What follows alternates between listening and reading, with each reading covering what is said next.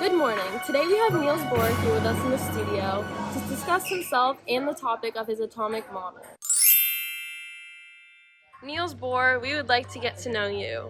When and where were you born? I was born on October 7th, 1885 in Copenhagen, Denmark.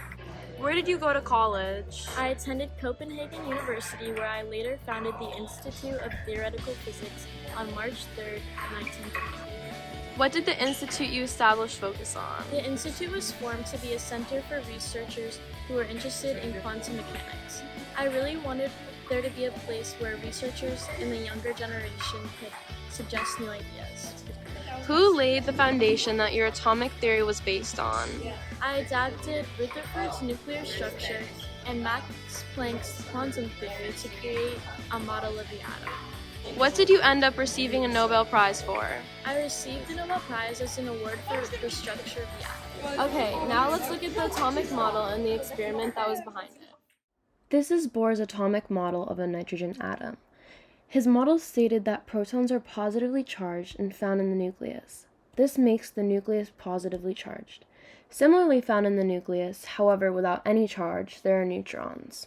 Surrounding the nucleus, he showed negatively charged electrons in the rings they inhabit. These rings are noted as electron orbits. Each orbit has a definite circle shape and definite energy, concluding that each ring represents a different energy level.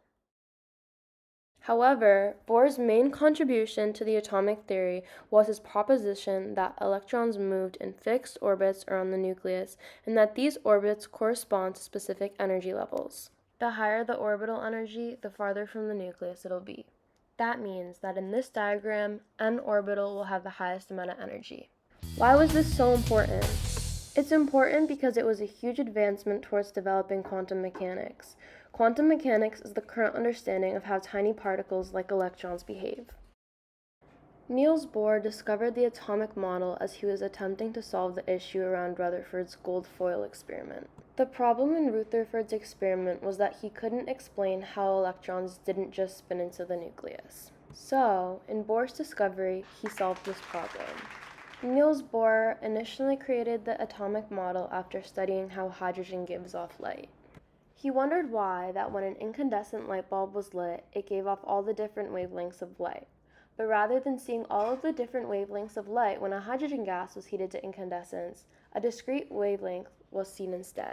He suggested that this implies electrons must have very specific energy levels in an atom, and that the lines in lit hydrogen represent when electrons jump from high energy to low energy levels. By jumping to a different orbit, the electron needs to release energy, creating a photon of light. This discovery of different energy levels helped explain the issue in Rutherford's model, that the orbits needed to be definite and specific in order to keep the electrons from spinning into the nucleus.